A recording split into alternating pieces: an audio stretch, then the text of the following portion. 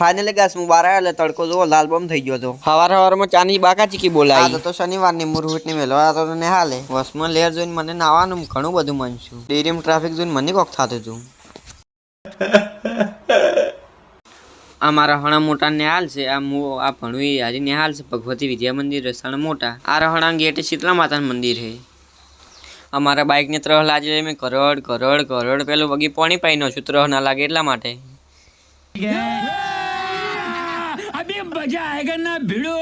Bike petrol પાયરો એટલે અમારા હણાનો મોટો ગેટ છે.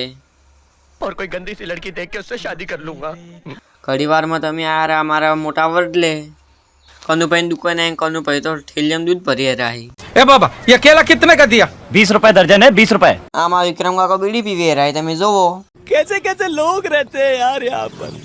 હું ખરા તડકાના બળીને દૂધ લઈને પાણી મેળવા આવી ગયો ખેતરમાં. પછી હું આવી ગયો ખેતરમાં ગુલાબના ગોટા દેખવા મારા કાકાના ખેતરમાં. એટલે આમ તમારા ગંઠામાં બાદરી કરીને પાછા ઘઉં ઉજી ગયા. મારા પપ્પા ઘરે પંપ વળગાડીને દવા છોટવા મળી. એટલે આમ તો અમારા ધરુજોને બગીચા જેવી.